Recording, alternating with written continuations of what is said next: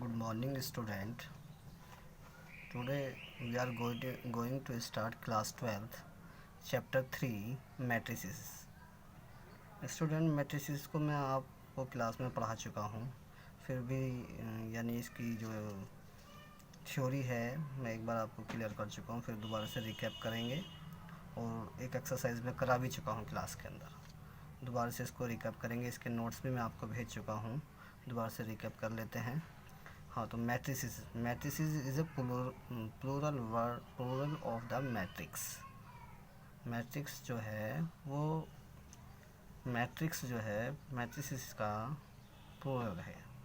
जैसे suppose that हम इसको इस तरह से समझेंगे, Radha has 10 notebooks and 5 pens, Mayank has 15 notebook and 6 pen, Ramesh has 10 notebook and 8 pens. This information can be written in a tabular form. इसको tabular form में कैसे लिखेंगे? इधर मैंने नेम लिख दिया, नेम ऑफ द स्टूडेंट, ऊपर नोटबुक्स लिखा, इधर पेन लिख दिया। तो राधा के पास जो है 10 नोटबुक और 5 पेन हैं, मयंक के पास 15 नोटबुक और 6 पेन हैं, और रमेश के पास 10 नोटबुक और 8 पेन्स है। तो ये जो इन्फॉर्मेशन है जो कि हमें वर्टिकली और हॉरिजेंटली लिखी हुई है, इस इंफॉर्मेशन को can be put in A square bracket.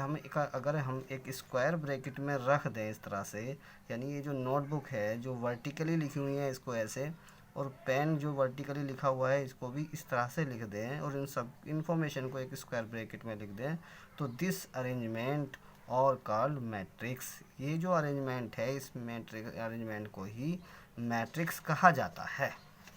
यानी कोई भी इंफॉर्मेशन होंगे, उसके जो भी यानी कि एलिमेंट होंगे या डेटा होंगे, अगर उस डेटा को हम एक स्क्वायर ब्रैकेट में रख दें वर्टिकली और हॉरिजेंटली, तो ये हमारा मैट्रिक्स कहलाएगा। अच्छा, ये जो हॉरिजेंटली एलिमेंट होते हैं, जैसे 10 5, इसको हम रो एलिमेंट बोलते हैं। 15 6 ये रो एलिमेंट, 10 8 रो एलिमेंट, और जो वर्टिकली एलिमेंट होते हैं इनको कॉलम एलिमेंट बोलते हैं। इसलिए यानी कि 10 5 यानी कि इसको पहली रो होगी, फर्स्ट रो होगी, इसको R1 लिखेंगे। 15 6 ये सेकंड रो होगी, इसे R2 लिखेंगे, और 10 8 ये थर्ड रो होगी, इसे R3 लिखेंगे। इसी तरह से जो वर्टिकली हैं ये वाली, इसको फर्स्ट जो कॉलम है इसको लिखेंगे C1 और सेकंड कॉलम को लिखेंगे C2। अब इसकी डेफिनेशन देखते हैं। डेफिनेशन क्या है?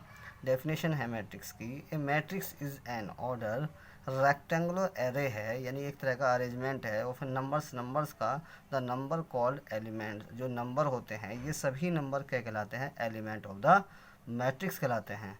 तो ये इसके एलिमेंट हैं, जो भी स्क्वायर ब्रैकेट के अंदर डेटा लिखा हुआ होगा उनको मैट्रिक्स का एलिमेंट कहते हैं।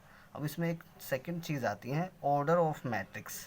तो ऑर्डर ऑफ मैट्रिक्स क्या होता है कि जितनी भी रो होती हैं और जो कॉलम होते हैं, यानी ए मैट्रिक्स हैविंग, मतलब कि इसमें कितनी रो हैं? 3 रो हैं, और कॉलम कितनी है? 2 है। तो इसमें नंबर ऑफ़ रो 3 है और नंबर ऑफ़ कॉलम 2 है, तो 3/2 यानी इसका 3 इस तरह से लिखेंगे, 3/2 इसका क्या हो गया? ऑर्डर ऑफ मैट्रिक्स हो गई।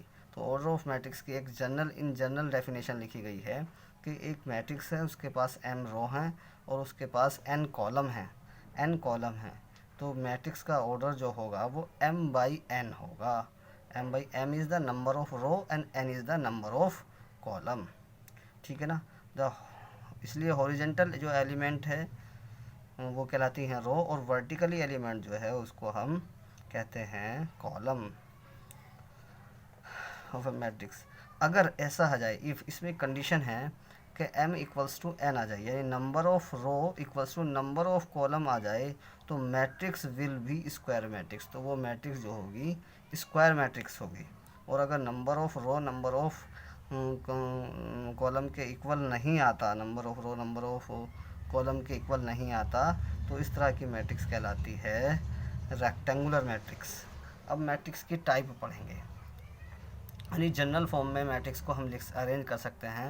यानी ये फर्स्ट एलिमेंट है, इसको लिखेंगे A11, यानी फर्स्ट रो फर्स्ट कॉलम, इसको फर्स्ट, इस कॉलम को, इस एलिमेंट को लिखेंगे A12, यानी ये फर्स्ट रो का है और सेकंड कॉलम है, इसी तरह ये वाला फर्स्ट रो का, और मान लिया इसके अंदर n कॉलम मैंने बना दी है। इसी तरह से हम यहाँ रेड डैश करके मैं लिख देता हूँ, ये m रो हो गई first column, m row second column, इसी तरह से m रो है इसके अंदर और n कॉलम हो गया, तो इसका ऑर्डर हो गया m/n। और जनरल फॉर्म में जो मैट्रिक्स को रिप्रेजेंट किया जाता है, matrix A equals to Aij। Aij is the element, I is the number of row and J is the number of column. ये मैंने यहाँ लिख दिया है, I is the number of row and J is the number of column. अच्छा, अब चलते हैं हम टाइप ऑफ मैट्रिक्स। तो टाइप ऑफ मैट्रिक्स में पहले आता है कॉलम मैट्रिक्स।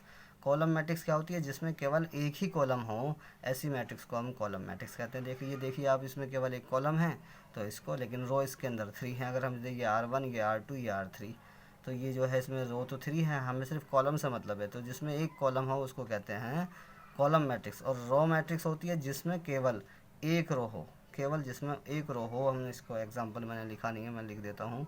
रो मैट्रिक्स हो जाएगी वो जिसमें केवल एक ही रो हो, जैसे 2 यहाँ पे 3 और ये 4 मैंने यहाँ लिख दिया, तो इसमें ये हो गए केवल इसमें एक ही रो है, इसलिए इसको कहते हैं रो मैट्रिक्स। अब आता है, ये बड़ी इंपॉर्टेंट है, स्क्वायर मैट्रिक्स को याद रखना की बड़ी बात है, इसका बहुत यूज़ होता है। स्क्वायर मैट्रिक्स क्या है? ए मैट्रिक्स इन विच नंबर, मैं इसे पढ़ा भी चुका हूँ तो मैं पीछे बता दिया, जिसमें number of row equals to number of column होते हैं, उसे हम स्क्वायर मैट्रिक्स कहते हैं। यानी नंबर ऑफ रो और नंबर ऑफ कॉलम इक्वल होनी चाहिए।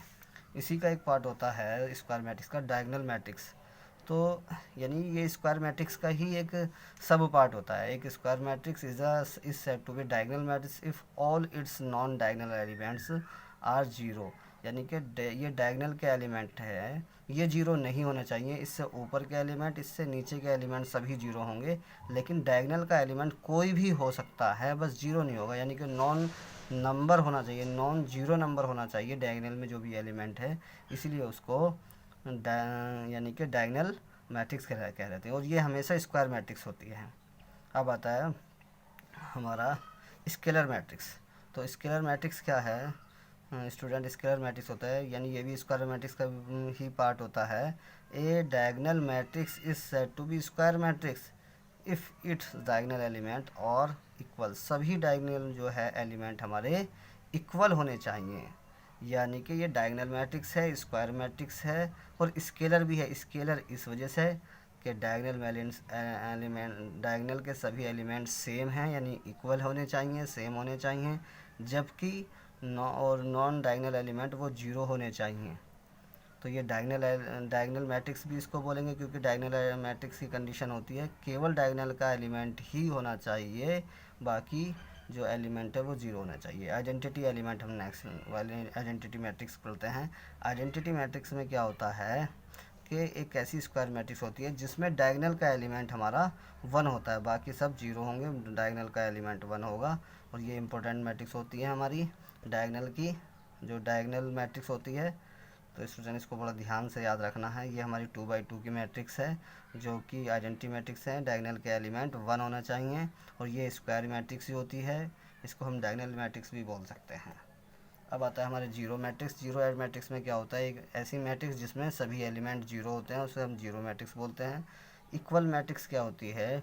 To matrix are said to be equal matrix if they should be same order. एक तो सेम ऑर्डर की होनी चाहिए और उनके क्रॉसपोंडिंग एलिमेंट भी सेम होने चाहिए। जैसे ये लिखा हुआ है, ये दोनों ही हैं, दोनों के ऑर्डर सेम है। ये भी 2x2 की है, ये भी 2x2 की है। यहाँ जो एलिमेंट है 2 है, वही एलिमेंट यहाँ पर भी है। यहाँ 0 है, यहाँ भी 0 है। यहाँ 5 है, यहाँ भी 5 है। ये 2 है, 2 है। तो कॉरस्पॉन्डिंग एलिमेंट भी सेम है और उनके ऑर्डर भी सेम है, तो इसलिए इस मैट्रिक्स को बोलते हैं इक्वल मैट्रिक्स। अच्छा, अब इसके बाद आता है हमारा addition of matrix. Addition of matrix हमारा नेक्स्ट एक्सरसाइज का है। पहले इतने इस टॉपिक पर जो है हम जो है क्वेश्चंस एक्सरसाइज 1 जो है एक्सरसाइज 3.1 वो करेंगे। आइए हम दोस्तों एक्सरसाइज 3.1 देखते हैं।